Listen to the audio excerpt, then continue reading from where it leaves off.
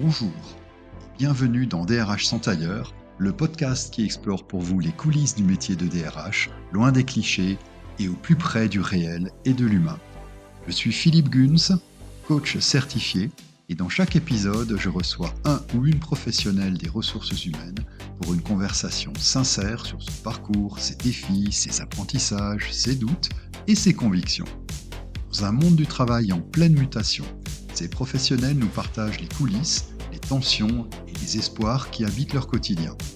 Une plongée sincère, loin des clichés, pour mieux comprendre ce que signifie mettre l'humain au cœur de l'entreprise. Merci d'être là, installez-vous confortablement, c'est parti. Dans cet épisode, nous essayerons de mettre en lumière la réalité souvent invisible des DRH, leurs dilemmes humains, leurs émotions et la manière dont ils vivent leur rôle au quotidien pour sortir des stéréotypes et pour aller vers une parole plus incarnée.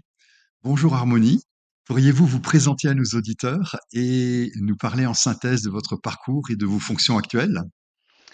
Ah oui, alors bonjour à tous. Je suis, à ce jour donc DRH en effet du groupe Icico, cabinet d'expertise comptable, sur le Grand Est de la France et à Paris. Mon parcours professionnel, j'ai commencé en fait, en tant que juriste en droit social. Et je voulais, déjà, de toute façon, dès le départ de mes études, m'orienter vers la fonction RH pour vraiment le côté humain, de la fonction. J'ai travaillé dans un premier temps également, pour, le conseil au CSE, donc j'étais côté syndicat, donc ce qui est très riche actuellement, du coup pour mon poste. Et puis, je me suis orientée en effet par la suite sur, poste de RRH puis de DRH, donc à ce jour, DRH au sein d'Isico depuis une petite dizaine d'années. D'accord. Et vous êtes basé géographiquement Je suis sur Nancy. sur Nancy. D'accord, merci beaucoup. Alors en fait, pourquoi Harmonie avoir accepté aujourd'hui de parler de l'humain derrière la fonction RH? Heu, Parce que je trouve ça bien de donner la parole aux RH, de parler des RH, c'est tellement rare. Les RH parlent un peu de tout le monde, mais on s'occupe moins d'eux. Donc je trouve ça bien, de pouvoir en effet, évoquer ce que les RH, vivent au quotidien. Merci beaucoup. Alors moi, j'avais un certain nombre de questions à vous poser qui diffèrent un petit peu de l'approche RH stéréotypée qu'on peut avoir, hein, que quelquefois les collaborateurs ont des RH, et d'aller gratter ensemble et de nous livrer un petit peu ce qu'il y a derrière, hein, finalement, et ce qui est très important. Et j'avais une première question qui est que finalement, vous, en tant que DRH, vous êtes souvent celle qui soutient, hein, les personnes, qui accompagne, qui les conseille, mais finalement, vous, qui prend soin de vous? C'est une bonne question et à chaud, je dirais personne. Personne n'est là pour les DRH et puis, Ouais. en fait, si on se pose un peu et surtout par rapport à, mon historique, le dirigeant, le président, est là pour les DRH. Parce que c'est vrai qu'on vit des choses qui sont parfois très difficiles. On se sent seul, parce que, et par, la confidentialité des choses qu'on a à gérer et par le niveau hiérarchique, dans la structure, où on est, ben, on est quand même un peu seul. Pour autant, c'est toujours en fonction des organisations, mais un président, un dirigeant, un gérant, peu importe comment on appelle la personne qui dirige l'entreprise, est forcément en étroite collaboration avec le DRH, donc il peut être là pour lui et moi, il a été là pour moi. Et est-ce que vous avez, vous, des espaces, dans lesquels vous pouvez déposer vos émotions, vos doutes ou exprimer éventuellement, votre propre vulnérabilité? Alors, faut aussi se dire que quand on est DRH, on n'a pas forcément les mêmes besoins. On a forcément, aussi naturellement un côté un peu, où on intériorise, où on n'a pas ce besoin d'extérioriser, d'évoquer nos difficultés. Faut savoir débrancher. Il est vrai que moi, quand je sors de mon bureau, une fois que je suis dans ma voiture, c'est bon, c'est fini, ma journée est finie. Bon, il peut arriver que lorsque mon conjoint me dit: «Comment s'est passée ta journée?» Pour en discuter, je me en fait, là, j'ai pas vraiment envie d'en parler. Justement, c'est voilà, ma journée est derrière moi, j'en parle pas. Après, c'est vrai, on a, typiquement la NDRH qui peut, qui peut être là pour certains. Je pense que c'est pas le rôle et entre pairs, c'est rare, je pense que les DRH se confient. Je fais partie d'autres groupes de DRH, dans le même secteur d'activité, dans lequel je suis, donc l'expertise comptable. Il est vrai qu'on peut apprendre en fonction des réunions lorsqu'on se rencontre, c'est plutôt des clubs où on travaille en commun et cetera. Ben, la dernière fois, typiquement, on a appris que l'une d'entre nous, alors oui, c'est beaucoup des femmes, hein, on a un seul homme, ben, était en burn-out. Donc ça montre bien qu'on est seul et que même si naturellement, au fond de nous, on prend soin des uns des autres, en se voyant une fois, voilà, par trimestre ou par semestre, on n'est pas là pour les autres. Sûr, Donc on est bien sûr. seul On est et les seul. espaces pour voilà, pour vider nos émotions, nos doutes, oui, voilà, c'est vrai qu'on peut commencer une réunion en disant: «Bon voilà, on exprime comment on va aujourd'hui, est-ce qu'on a la pêche? Est-ce qu'on a vécu quelque chose de difficile?» Enfin oui, on s'exprime, hein, et puis même après au sein d'une entreprise, hein, on reste une équipe. La DRH n'est pas toute seule, il y a la DAF, il y a la com, il y a voilà, il y a l'informatique. Donc en fait, quand on fait une réunion, bon, je peux être un peu impulsée en disant: «Bon bah OK, comment ça va aujourd'hui?»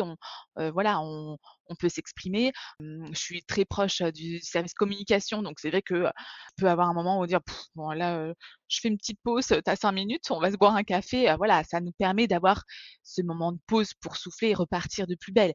Mais de là à poser notre problème, là: «Tiens, je te pose mon problème, Mmh. faut que ça sorte», non, on n'a Non. pas ça et pour ma part, j'en éprouve pas le besoin de toute façon. Parce que je D'accord. redis, je pense que DRH n'ont pas, on n'a pas forcément cette fibre D'accord. et tant mieux, hein, Et qu'est ce serait compliqué.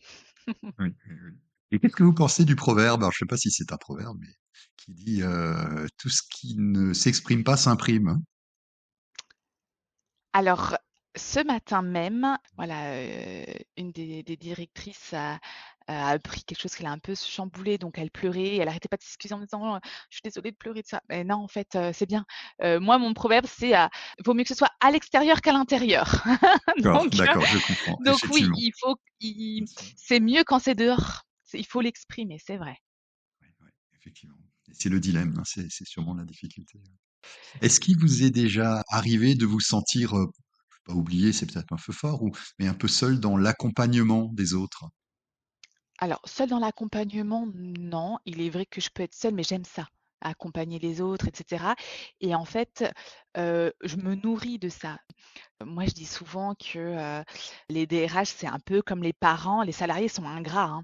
C'est-à-dire que les DRH font beaucoup alors DRH, service RH, hein. La fonction RH à son ensemble, attention, tout n'est pas sur les épaules du DRH. Il a une équipe qui l'accompagne beaucoup. Donc on fait beaucoup pour, les salariés, pour les managers, les dirigeants, voilà, on est là pour eux, mais ils sont ingrats parce que forcément quand ils ont une difficulté, c'est des choses qu'on n'exprime pas. En France, on ne dit pas quand ça va pas, voilà, hein. Donc ça ne va pas se savoir et il va pas dire: «J'allais pas bien et en plus c'est la RH qui m'a aidé». Donc les salariés sont ingrats, mais moi je me nourris de ça, voilà, un merci où je vois que la personne va mieux et que ce soit, voilà, du one to one, je sais que j'ai aidé la personne, c'est OK. Moi j'ai pas du tout besoin que tout le monde soit au courant. Donc ça me va, d'être seule à accompagner et que ça ne se sache pas. Très bien, ça vous satisfait pleinement, et puis votre reconnaissance, vous la trouvez dans l'accomplissement, quoi, finalement, hein, de ce que vous Exactement, pouvez faire, c'est ça? oui, tout D'accord, à fait. d'accord. Donc vous m'avez parlé de vos pairs, de votre hiérarchie, et dans la «prise en charge» entre guillemets, même si le mot est un peu fort, hein, mais je veux dire, oui, dans l'écoute finalement, est-ce que vous avez d'autres ressources, des éventuels, coachs, ou qu'est-ce qui peut vous aider à vous recentrer sur vous-même quand la pression monte? Voilà, plus simplement. Alors, j'ai eu un moment où ça n'allait pas, mais on s'en rend pas compte. C'est-à-dire qu'on accumule la charge et j'étais vraiment dans un marasme négatif. C'était une période, voilà, c'est une période très compliquée. On était en pleine fusion et forcément quand on est en pleine fusion, globalement, il y a des tensions un peu partout. Mmh. Le DRH est là pour lier, pour faire en sorte que ça va, pour harmoniser le tout, pour, faire attention aux cultures des uns et des autres. Bref, je me rendais pas compte, mais c'était vraiment que du négatif et il y a un moment où, en fait, j'ai craqué. Je m'en suis pas rendu compte, mais j'ai craqué. Je n'en pouvais plus. C'était le trop plein, et je savais pas trop comment m'en sortir de tout ce négatif. C'est l'ancien président qui a eu vent que j'étais, pas en forme, qui est venu Oui. me voir et qui m'a dit, quelque chose de, de super et que j'applique, du coup que j'applique pour moi et que je transmets à qui veut bien l'entendre et je le fais avec mon fils aussi. Lorsqu'on a une semaine super positive, mais qu'on reçoit un mail négatif le vendredi, on ne retient que Mmh. ça. Mmh. Naturellement, on ne retient que le négatif. Donc tous les soirs, une fois que je suis dans ma voiture, je réfléchis, à ce qui a été de positif. Donc j'entraîne mon cerveau à penser au positif. Je suis naturellement optimiste, naturellement positive, mais il y a des phases où, on sait qu'on va rentrer dans un tunnel où ça va être compliqué. Il faut s'efforcer à avoir ce positif et du coup, voilà, quand je sais que je vais avoir une période compliquée, je vais, refaire ce petit exercice et ça fonctionne bien. Et voilà, pour les enfants, c'est pareil, en fin de journée, je propose à mon fils qu'il me dise, quels sont ses 3 kiffs de la journée, même si c'est juste manger des frites à la Ah, cantoche, c'est oui. OK. Bah, c'est génial. C'est génial. Merci beaucoup. Et alors, je partage pleinement ce que vous dites là, et je pense qu'effectivement qu'on peut choisir ses pensées. Oui, c'est un effort. Oui, c'est pas évident. Oui, on nous l'a pas appris. Mmh, c'est Mais vrai. je pense que vous avez entièrement raison. C'est un exercice mental très intéressant. Euh, voilà, je ne développerai pas, mais je suis entièrement d'accord avec vous. Ça reste un effort, un exercice, mais c'est salvateur, quoi. Donc, c'est Oui, vraiment, on parle souvent de santé mentale. Ben oui, il faut pouvoir cultiver, hein, un certain nombre de choses en soi, et ouais, c'est formidable. Donc merci pour ça, et merci pour le conseil à tout le monde. Alors, je il y, vous il en y a une chose que j'ai retenue également en filigrane là, de ce que vous venez de nous partager. C'est apparu tout au début de votre intervention. J'ai trouvé ça très intéressant. Ce sont les signaux faibles. ouais, Vous avez dit quelque chose comme ça, on n'arrive pas toujours à le percevoir, ou en tout non. cas, voilà, vous parliez des signaux faibles. Ouais, Ça aussi, ouais, c'est quelque chose d'intéressant. oui, parce que, il faut pouvoir les détecter. C'est pas évident, mais j'ai aussi eu ce conseil du coup de Yann Olivier qui est, notre président actuel et qui, lorsqu'il m'a vu dans cet état, m'a dit: «Mais, une fois que ça allait mieux, mais OK maintenant, tu fais quoi pour pas que ça recommence?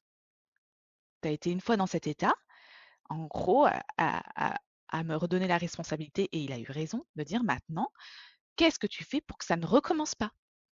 Du coup, c'est un travail qui qui permet de faire attention à sa propre santé mentale, de faire attention à soi, de s'écouter et de mettre très vite des barrières ou des actions ou des voilà.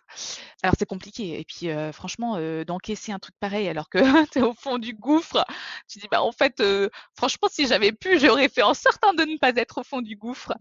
Donc c'est un peu, ardos à entendre, mais c'est un très bon conseil parce qu'une fois que tu te poses et que tu dis: «OK, en fait, là, en effet, faut anticiper, faut réfléchir, faut se dire, faut apprendre à se connaître et l'environnement dans lequel on est» et en se disant: «OK, là, je vais avoir, des missions un peu compliquées, je vais être un peu chargée».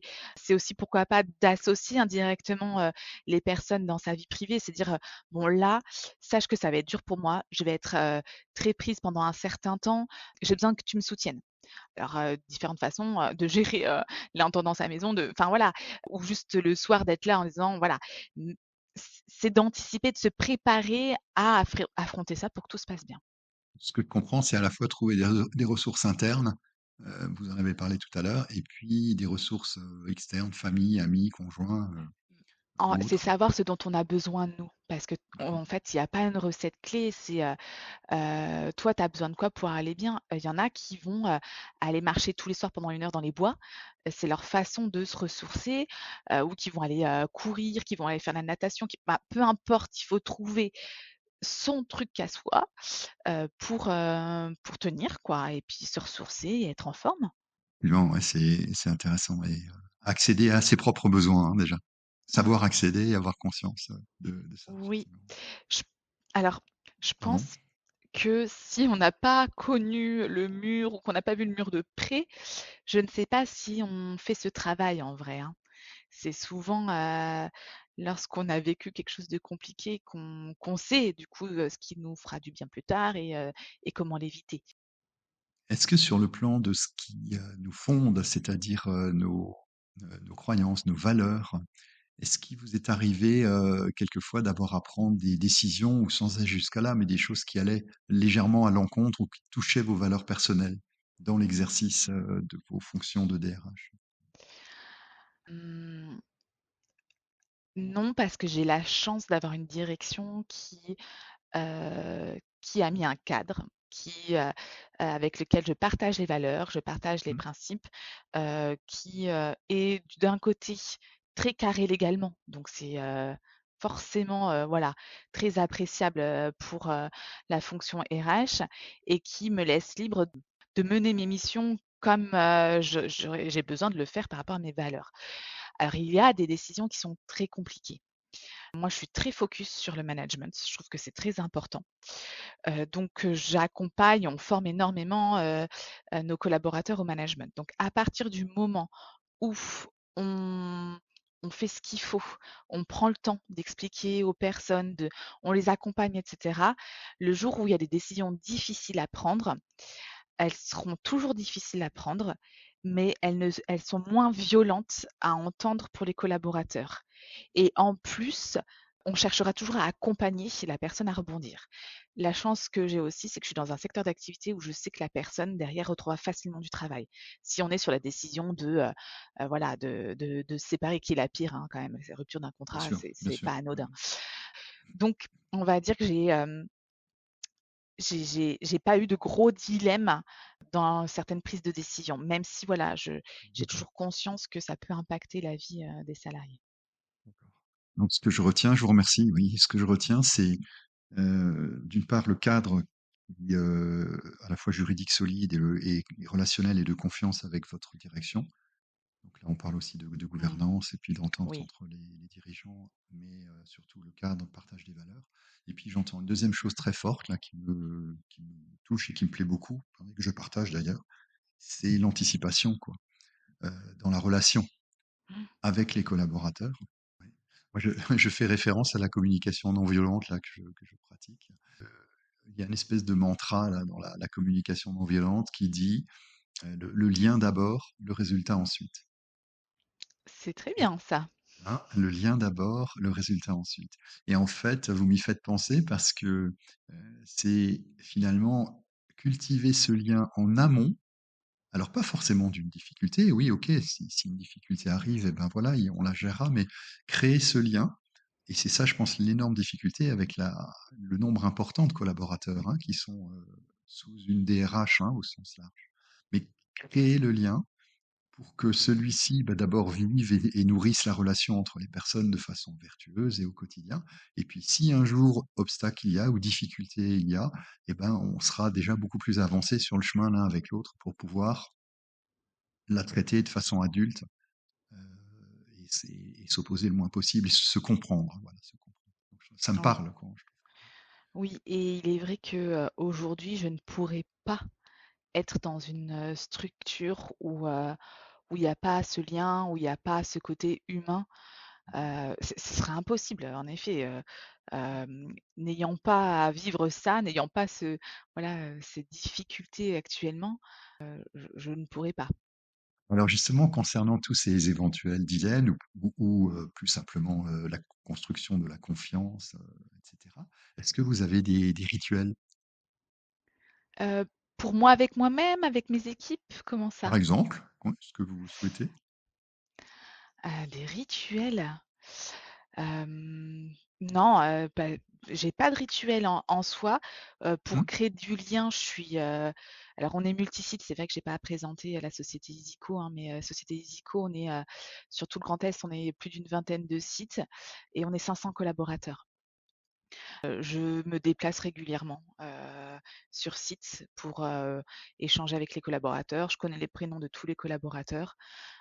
J'ai besoin, voilà, d'échanger avec eux, de savoir comment ça va, de voilà, leur quotidien, les clients, hein, parce que donc nous, on travaille pour les clients. Donc à partir du moment où on évoque aussi, comment ça se passe pour leurs clients, leurs difficultés, il y a du lien qui se fait et je pousse également l'équipe RH à aller sur place. Donc où il y a beaucoup de collaborateurs qui viennent au siège faire les formations, donc il y a du lien. Voilà. D'accord, très bien. Alors justement, ça m'a Vous me faites une transition idéale par rapport au rôle du DRH qui est quelquefois vu comme procédurier, voire froid. Comment est-ce que vous vivez cette image ou du moins est-ce que vous la connaissez? Vous avez eu à l'affronter, Ah cette oui, image. oui, ah bah oui.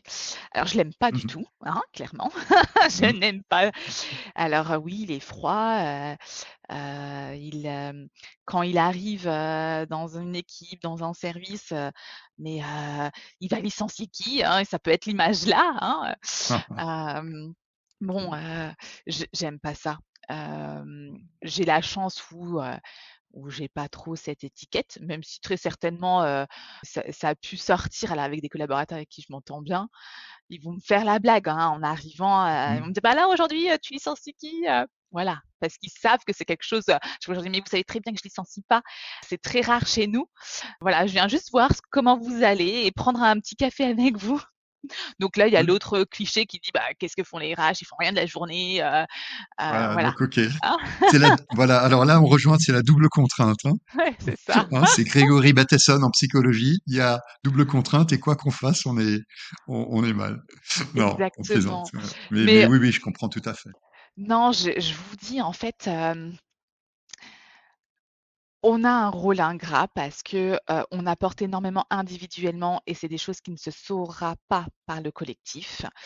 Au niveau du collectif, on se rend pas bien compte de l'accompagnement que peut avoir les RH, même si je redis, nous on a une politique formation très poussée qui fait que c'est plutôt, voilà, on voit l'apport et puis, après oui, c'est procédurier, oui voilà, mais bon ça va. Non, c'est plutôt, on a plutôt une bonne image nous en interne, j'ai l'impression en tout cas. Personnellement, comment est-ce que vous faites pour rester en lien avec votre propre humanité dans cet environnement qui demande souvent d'être assez cadré?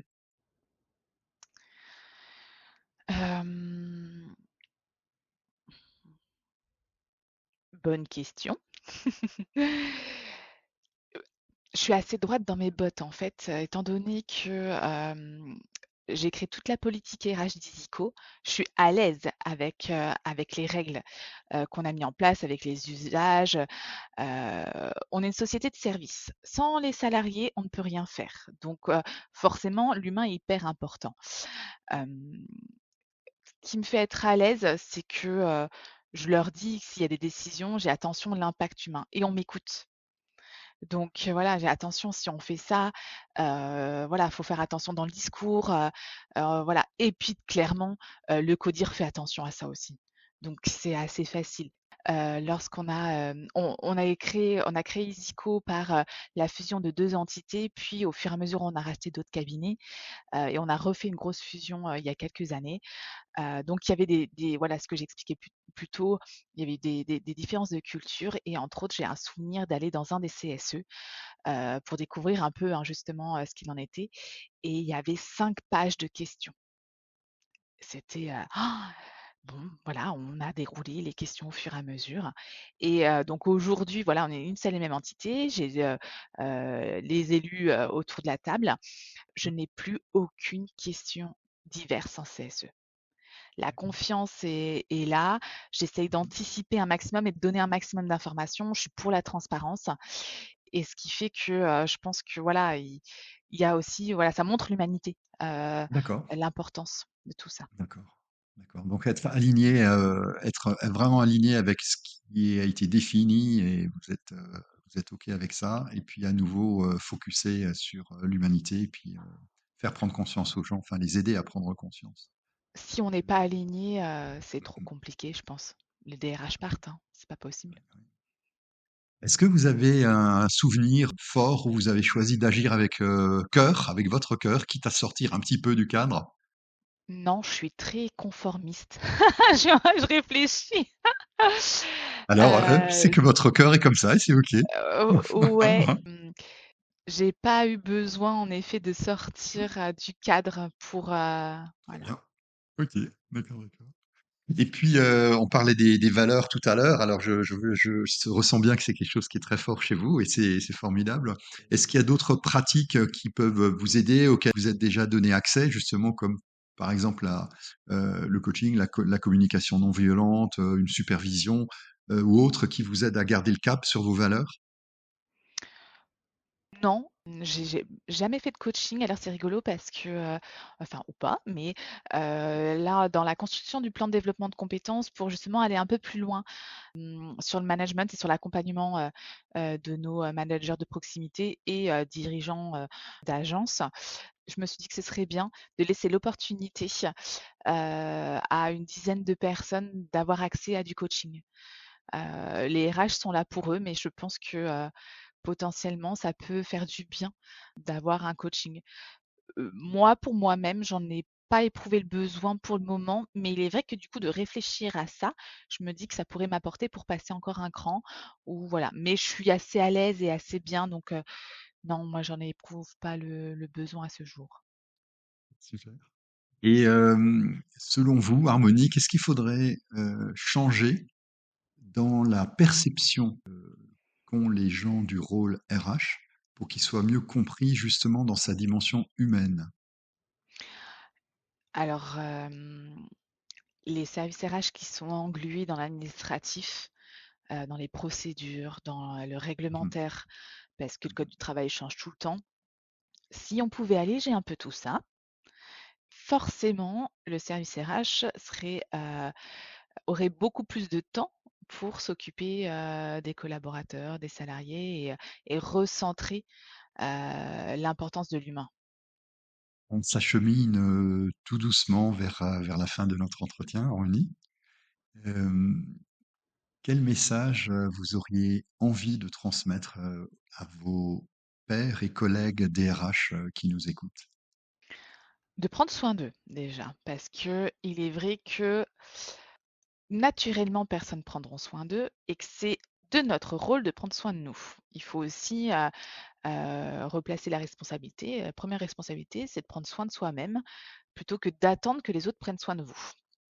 Même si nous, on le fait pour les autres, soit et on aime ça, hein, faut quand même se le dire. Il faut prendre soin de soi, faut s'écouter, prendre le temps de savoir ce dont on a besoin pour être épanoui professionnellement, trouver notre propre équilibre et pour les jeunes peut-être pour les jeunes qui commencent dans la fonction, tout est, plutôt beau et tout est enchanteur, au démarrage, mais ça ne veut pas dire qu'il ne faut pas prendre le temps de savoir ce dont on a besoin pour garder ce dynamisme. C'est génial, les jeunes, ils sont hyper dynamiques. Moi, ça me nourrit, hein, du coup, je garde D'accord. ce Ah bah, dynamisme. formidable.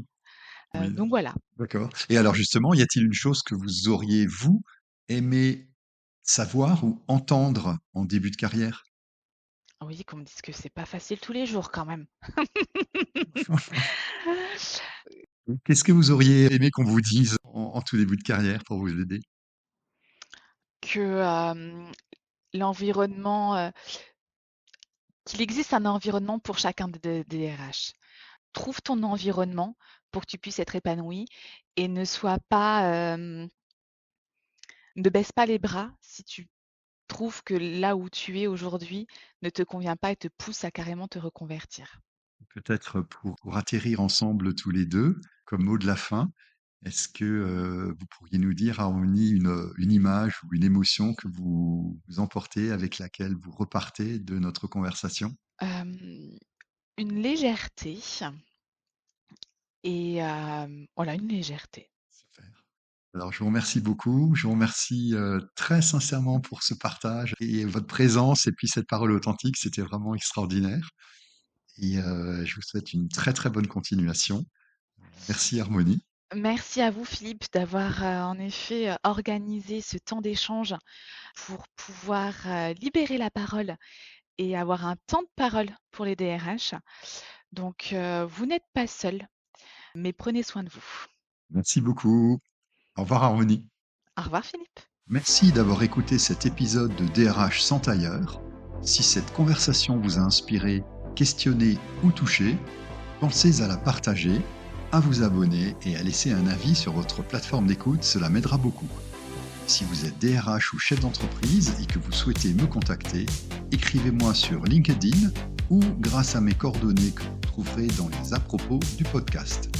À très très bientôt pour un nouvel épisode et d'ici là, restons à hauteur d'humain.